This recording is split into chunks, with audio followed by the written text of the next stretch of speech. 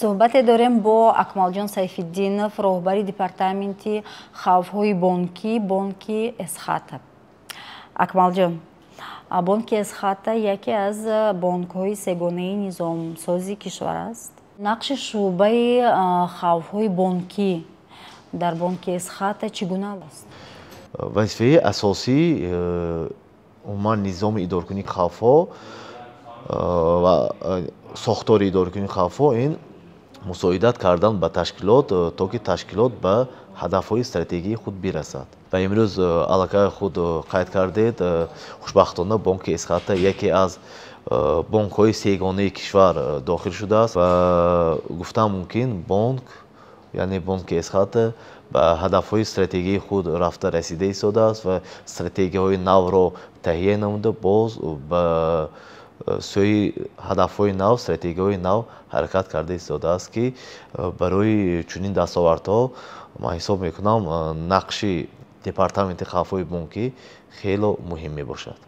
Акмал, дар соҳаи бонкӣ хавфҳо бисёранд. хавфи асъорӣ, хавфи амалиётӣ, хавфи бозорӣ. ба Тоҷикистон кадом ҳамин хавфҳо хостар аст? умуман гӯем доираи хавфҳо беҳад зиёд аст. умедхон шумо худатон он хавфҳое ки беҳад хостар асту таҳдиди калонро меорад барои бонкҳо аллакай номбар гардид дар як шаҳри фишурда ва даруни он хавфҳое ки шумо номбар гардид ман метавонам танҳо илова кунам хавфи қарзӣ ва хавфи амалиётӣ нисбатан ба фаъолияти ташкилотҳои қарзи молиявӣ таҳдиди калон зиёди калонеро дорад. барои чӣ? агар дар бораи хавфи қарзӣ сухан кунем, хавфи қарзӣ ин худ аз иҷро накардани ӯҳдадории қарзгирон дар назди ташкилоти қарзи молиявӣ бармеояд, ки дар натиҷа бонк як зиёнеро дар намуди барнагардонидани қарз ва ё дар намуди ҳар гуна захираҳо мегирад. агар дар бораи хавфи амалиётӣ гӯем, ин камтар хавфе мебошад, ки доирааш нисбатан васеъ аст. ҳамаи самтҳои фаъолияти ташкилотро дар бар мегирад ва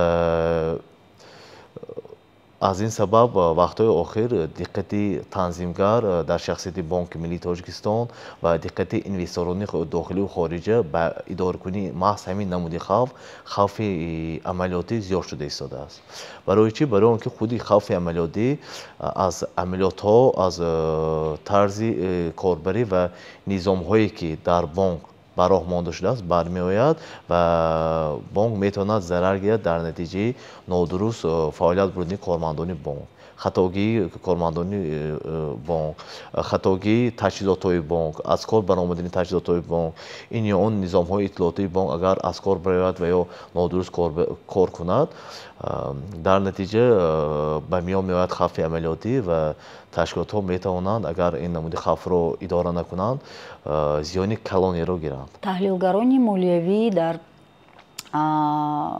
баррси карда гӯям финансовии аналитикӣ дар ҷаҳон гаронтарин музди меҳнат мегиранд. дар Тоҷикистон вазъ чӣ гуна аст ва оё рост аст ки музди меҳнати онҳо ба миллионҳо мерасад? дар бораи ба миллионҳо мерасад албатта ман наметавонам шарҳ диҳам, вале дар бораи қадри чунин мутахассисон ва чунин мутахассисон ҳоло дар миқёси ҷумҳурии Тоҷикистон нисбатан кам мебошанд, камтар сухан кунам, зеро барои ноил шудан ба як чӣ гӯем унвони таҳлилгари молиявӣ ё бо истлоҳ гӯем финансовый аналитик ё ин ки финансовый риск менеҷер, мутахассис бояд бо худомӯзӣ машғул шавад. чунин касб, чунин донишро дар асоси он илмҳое ки аз университет ҳангоми омӯзиш ба муҳосибӣ, ба молиячӣ, иқтисодчӣ ва дигар касбҳо омӯхтан намегирад албатта мутахассис. ин ба чунин унвон ноил гаштан албатта дар асоси омӯхтани курсҳои махсус ба даст оварда мешавад. ба мисол оварда метавонам, ҳаст курси ба ислоҳи русӣ гӯем агар финансовый риск менеҷер, одатан давомнокии ин курс 2 сол мебошад ва чунин курсҳо дар мактабҳо ва университетҳои хориҷа дастрас аст ҳоло ва мутахассисони мо аз ҷумла мутахассисони бонки эсхата дар чунин курсҳо тӯли 2 сол илму омӯзанд, таҷрибаомӯзӣ, худомӯзӣ мекунанд ва соҳиби сертификати таҳлилгари молиявӣ мегарданд. ва чунин мутахассисон бо осонӣ метавонанд хоҳ дар ташкилотҳои қарзи молиявӣ, хоҳ дар ташкилотҳои аудитӣ кор ва фаъолият баранд, зеро ҳангоми омӯзиш дар чунин курсҳо мутахассис асосан дар 3 самт якҷоягӣ дониш мегирад. Ин ҳам бошад иқтисодиёт, молия ва математика. ва ҳамин 3 самтро як карда мутахассисон соҳиби салоҳияти нав мешаванд, ки бо шарофати ин салоҳият, бо шарофати ин дониш метавонанд моделсозӣ кунанд, одатан дар барномаҳои Excel ҳар гуна моделҳо бо истифода аз формулаҳои математика созанд, маълумотҳои бисёреро якҷоя карда онро таҳлил кунанд ва албатта барои пешгӯӣ ва ё ягон хулосабарорӣ истифода баранд.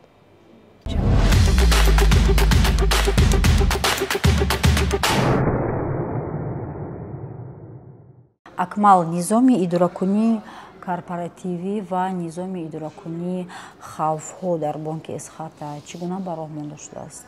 низоми идоракунии корпоративӣ ин низом мебошад, ки муносибати байни саҳомон ва роҳбарияти ташкилотро ба танзим медарорад бо роҳи муайян кардани як доираи аниқи ваколат ва салоҳиятҳо. Чунин низом дар бонки эсхата як мавқеи хосро дорад, зеро чӣ аз тарафи саҳомони бонк ва чӣ аз тарафи шӯрои нозирони бонк ва раёсати бонк барои такмил додани чунин низом доимо як диққати махсус зоҳир карда мешавад, зеро бонки эсхата, роҳбарони бонки эсхата дарк мекунанд, ки доштани чунин низом албатта як қимати ташкилотро баланд мекунад.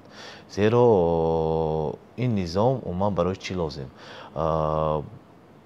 Бе чунин низом ноил шудан ба ҳадафҳои стратегӣ, умуман кашидани стратегия ва пешбинӣ кардани фаъолият қариб ки ғайриимкон мебошад. Ва агар чунин низом дар ташкилот бошад, албатта ҳам аз нигоҳи инвесторон ва ҳам аз нигоҳи танзимгар ташкилот нисбатан устувор баҳогузорӣ карда мешавад. Фаъолияти ташкилот нисбатан устувор ба роҳ монда шудааст. ва аз ин сабаб ҳам соли гузашта аз тарафи шӯрои нозирони бонки эсхата як лоиҳа ташаббус шуда буд бо мақсади баҳогузорӣ кардан ва такмил додани ин низом дар бонки эсхата.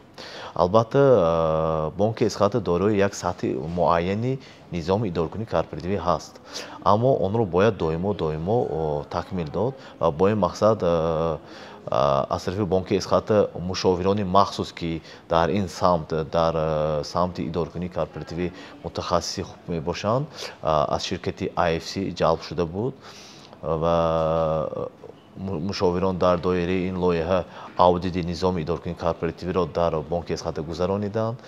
Якчанд тавсияҳои амалӣ пешниҳод карданд ба бонки, ҳоло он тавсияҳоро бонки эсхата ҷорӣ намуда истодааст. Агар ягон мисоли рӯшанро номбар кунем аз қабили ин тавсияҳо, ин такмил додани комитетҳо, ташкил кардани комитетҳо, чӣ дар назди шӯрои нозирони бонк, чӣ дар назди раёсати бонк, ки ин комитетҳо барои пешбурди фаъолияти ташкилот дар як самти муайяни худ кӯмаки амалӣ мерасонанд ба мақоми иҷроия ва ё мақоми назоратии бонк. низоми идоракунии хавфҳо чӣ гуна ба роҳ монда шудааст? низоми идоракунии хавфҳо ин як раванд мебошад. раванде ки доимо дар фаъолияти ташкилоти қарзӣ бояд як қисми ҷудонашаванда бошад. ва имрӯз ман бо боварӣ комил гуфта метавонам, ки ин низом ба як дараҷаи муайянӣ омада расидааст дар бонки эсхата, ки барои устувории бонки эсхата кӯмаки амалӣ мерасонад, то ин ки бонки эсхата ба ҳамаи мақсадҳои стратегияи худ бирасад. стратегияи худро дар давоми 3 сол ё 5 сол таҳия кунад ва боз ба ноил шудан ба ҳадафҳо ва қуллаҳои нав ҳаракат кунад. албатта худи низом хеле ки аллакай қайд кардем ин як раванд мебошад ки аз муайянкунӣ андозагирӣ мониторинг ва назорати хавфҳо иборат аст ва чунин раванд дар ҳамаи процессҳо гӯем равандҳои бонк ба роҳ монда шудааст чӣ дар сатҳи маҳсулотҳои бонкӣ чӣ дар сатҳи сохторҳои бонк ба роҳ монда шудааст ки бо шарофати ин низом бонк кафолати маблағҳои пеш аз ҳама амалгузорон инвесторони бонк ва саҳомонро таъмин созад. Акмалҷон, биёед акнун дар бораи шумо суҳбат мекунем. Шумо чӣ тавр ба ин касб омадед? Умедахон, ман умуман фаъолияти кориамро ҳанӯз соли 2007 шурӯъ намуда будам ва ҷои кори аввалии ман ин ҷамъияти саҳомии кушодаи соҳибкорбонк мебошад.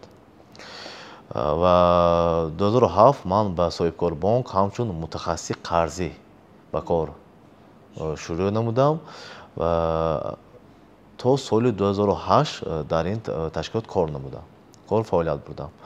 ва баъдан 2008 тариқи гузариш ба яке аз бонкҳои машҳуртарини ҷумҳурии Тоҷикистон, ба бонки давлатии амалгузории ҷумҳурии Тоҷикистон, бахши вилояти Суғд ба кор ҳамчун таҳлилгари шӯъбаи қарзӣ ба кор даромадам. Ин ҳам бошад ба тариқи гузариш ва дар он ҷо зиёда аз 2 сол кор ва фаъолият бурдам ва беҳад донишу малакаи таҷрибаи зиёде ҳам дар ин бонки амонатбонк гирифтам. Баъдан 2011 ман ҷои худро иваз намудам, боз ҳамчун мутахассиси соҳаи қарзӣ ба бонки Эсхата ҳамчун коршиноси қарзӣ, қарзҳои миёна ба кор гузаштам. ва шурӯъ аз соли 2011 мана то ин ҷониб хушбахтона ман дар бонки Эсхата фаъолият бурда истодаам ва агар саволи шумо вобаста чӣ тавр ба ҳамин касб, яъне ки касби риск менеҷер омада расидан бошад, инҷо ман шояд фикри шахсии худро баён кунам, шояд ҳамкасбони ман бо ин фикр розӣ шаванд, шояд не, намедонам.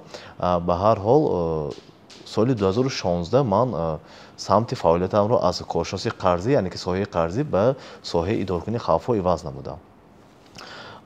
Он вақта сардори департаменти хавфҳои бонкӣ устоди ман Аҳрорхон Алохонович маро даъват карда пешниҳод карданд ки ман шӯъбаи мониторингро роҳбарӣ кунам, ки дар назди департаменти хавфҳои бонкӣ кушода шуда буд он вақт ва ман пешниҳодро қабул намуда омӯхтам. Албатта бо устодони худ, бо роҳбарони бевоситаи худ маслиҳат кардам ва ҳамон вақт ман қарор қабул кардам ки ман кифоя дар самти қарзӣ кор кардам, бояд як самти навро, самти ки ба ман шахсан шавқовар буд, иваз кунам, инам бошад идоракунии хавфҳо дар бонк. Ва сабаби иваз намудани ман умуман чунин пешниҳод шудан ба ман ба фикрам дар он мебинам ки умуман ҳангоми ман ҳамчун коршиноси қарзӣ фаъолият бурданам, ман як мутахассисе будам ки беҳад ҳангоми таҳлили аризаҳои қарзӣ мизоҷон беҳад ба масъалаҳои хавф диққат медодам. Шояд ин ба фоидаи кор буд, ман мехостам хавфи қарзиро дар бонки Эсхата кам намоям, шояд ин баъзан вақт як сарборӣ меовард ба раванди қарзӣ. Ба ҳар ҳол ман ҳаракат мекардам дар он муҳлатҳое ки муқаррар шуда буд аризаи қарзиро баррасӣ намуда хулосаи ниҳоиро тариқи кумитаи қарзӣ барорам. Ва ба фикри ман ин хислатҳои манро ба инобат гирифта роҳбарони бонк ҳамон вақт ба ман пешниҳод карданд ки ман самти фаъолияти худро иваз намоям, яъне ки аз коршиноси қарзӣ ба мутахассиси идоракунии хавфҳо, яъне ки риск менеҷмент гузарам.